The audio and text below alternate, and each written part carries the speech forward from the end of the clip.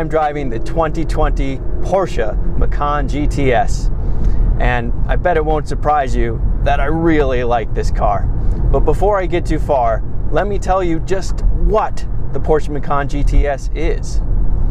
The Porsche Macan is a small sport utility vehicle with all-wheel drive that seats 5 and comes in 4 grades: Base, S, GTS, and Turbo, which makes the Macan you see here the second highest grade in the lineup. The GTS in the Macan GTS stands for Gran Turismo Sport, and it comes standard with sportier kit. You get the adjustable dampers, which is called Porsche Active Suspension Management. Additionally, you ride on an air suspension that is 1 inch lower than the Macan S or the Macan Turbo. You also roll on 20-inch summer tires, usually. Not this one though. I am rolling on winter tires, and looking at the thermometer, I'm grateful. From a driving dynamics perspective, you could argue that this is the sportiest version of the Macan, however. This particular Macan GTS includes Porsche Torque Vectoring Plus for $1,500, the Sport Chrono package for $1,360, Porsche Entry and Drive for $800, Sapphire Blue Metallic Paint for $700, Smartphone Compartment for $690, Trailer Hitch for $660, and I'm still going, Heated Multifunction GT Sport Steering Wheel for $590, Seatbelts in Pebble Gray for $540. $540 for seatbelts? Yes, $540 for seatbelts. Auto dimming mirrors for $420 and Apple CarPlay for $360. The Porsche Macan starts at $53,450 for the 248 2-liter model, the base model. The Macan GTS starts at $72,650, and my test car with all those options cost $80,270. The main competitors of this GTS all come from Europe and are the BMW X3 M40i and the Mercedes AMG GLC 43. You could argue that the Audi SQ5 is a competitor as well, but the Macan and the SQ5 have a big price gap, and they share a platform and a parent company, so now I'm not going to. But it is fair to say that the two have a lot in common. The Macan GTS is powered by a twin turbocharged 2.9-liter V6 producing as much as 375 horsepower and 383 pound-feet of torque. That power goes through a 7-speed dual clutch transmission, which Porsche calls PDK, and onto all 4 wheels. It is 184.5 inches long, 76.2 inches wide, and 63 inches tall. The Porsche Macan GTS tips the scales at 4,370 pounds. This combination is good for 17 miles per gallon in the city, 22 on the highway, and 19 combined. This according to the EPA. More importantly, the Macan takes just 4.5 seconds to reach 60 miles an hour from rest, as long as you have the Sport Chrono package, which this one does, and if you keep your foot in it, will reach 162 miles an hour, which is not slow. Now, let me show you around and inside. Okay, taking a look at the exterior of this 2020 Porsche Macan GTS. It's pretty obvious that it's a GTS right away. The fact that you have black wheels is a good start. And then of course there's this black lower strip down here, and it says GTS right there, although it's a little bit covered in mud right now. Going over to the front, it's a little bit more aggressive looking than normal. You have nice LED headlights and daytime running lights as well. And then as you go along to the back, it gets clearer again with dark tint around the tail lights, Macan GTS in black right there, and even dark tinted exhaust tips. Moving inside. First thing you see here is this black brushed aluminum Macan GTS kick plate, and then you quickly see GTS written on both the front and back headrests.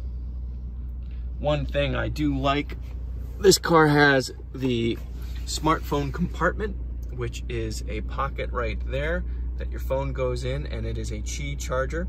And you know that it's charging because that symbol right there, that Qi symbol right there, will light green. You know it's charging. If you have an iPhone, you can have Apple CarPlay and wirelessly use everything and charge your phone all at the same time.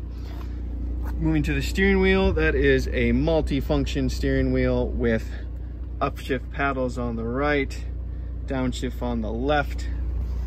And because we have the Sport Chrono package, we have this dial right here. So it's not just normal and sport. We have normal, sport, sport plus in individual settings.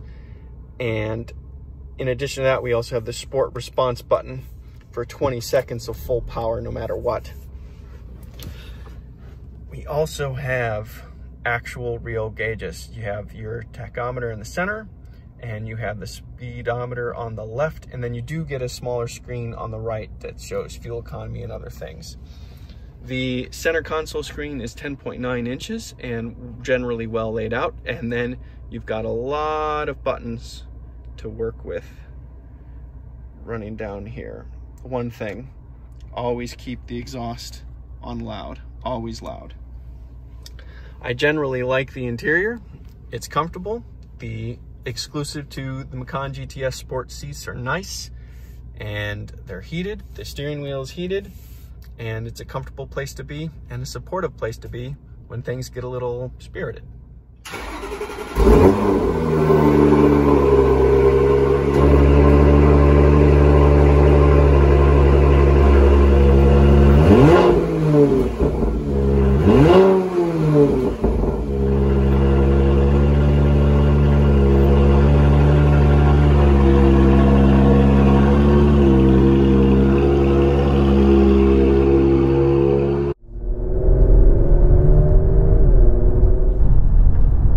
I want to say right off the bat that I think the government and indeed Porsche is wrong. This is not a small SUV. This is actually a taller than average and a much hotter than average hot hatch. It just has that kind of like usefulness but still very playful kind of mentality.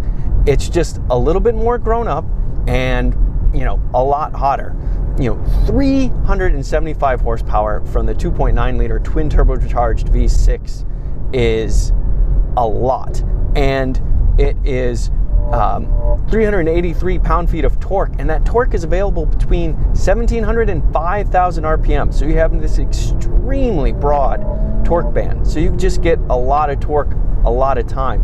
And in addition to that, this engine is set up as a hot V, and that means that the exhaust actually comes inside the V, and the turbos are right there nestled inside, and the intake comes in the outside, and that means that hot air stays hotter and the turbos can spool up faster. So turbo lag is minimized, which is a very nice thing, and you get this feel of responsiveness that is not usually what you get from a turbocharged engine.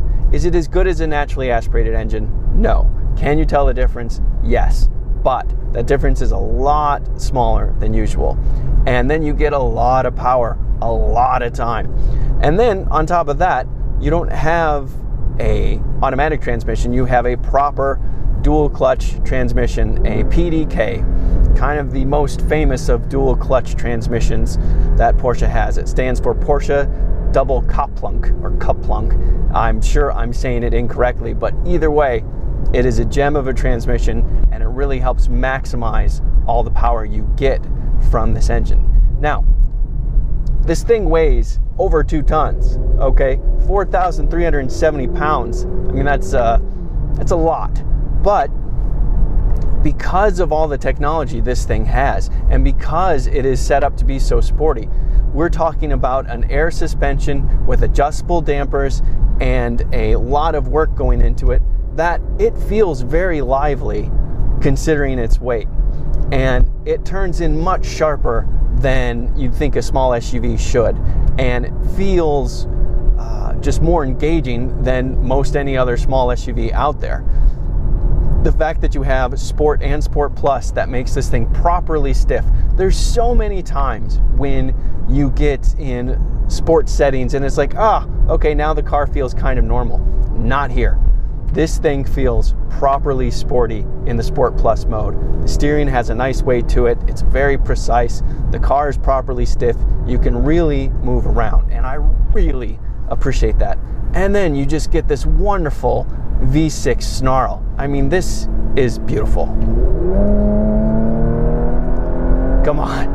That is atypical. That is really, really, really good. That's just a beautiful, racy, spirited sound.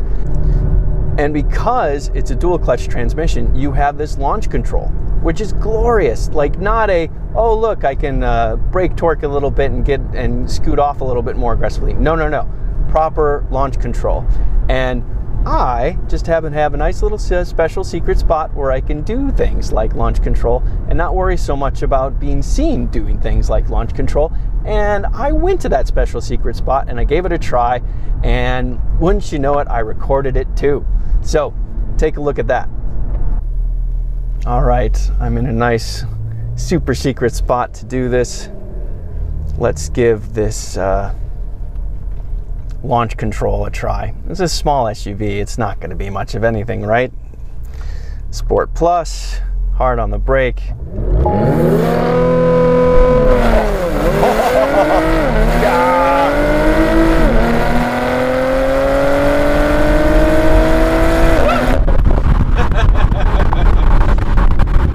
Okay, all right.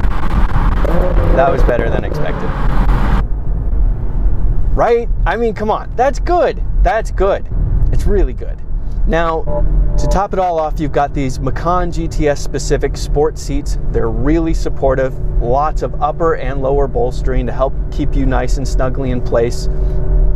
You've got real feeling dynamics here to use those sport seats. So it really belies the class of small SUV and feels much more like, you know, like a tallish hot hatch, and I really appreciate that. And on top of that, you still have plenty of luxury in here. I can take it out of Sport Plus, put it in normal mode, I'll even make it a little quieter, and all of a sudden, you're in a calm luxury SUV. It rides well, it is quiet inside, you have a nice infotainment screen to work with a nice high quality, I believe it's Bose stereo. So you can while away the miles on the interstate too if you have to. If you're in a place where you feel compelled that you need an SUV, this SUV provides some, and indeed a lot of the satisfaction that car guys look for and still provide the utility that SUVs have. Now, obviously, it's not cheap. It's out of the vast majority of people's budgets. But if you're lucky enough to afford one, this thing is a gem. It's an absolute gem. I'm Robin Warner. Thank you for watching.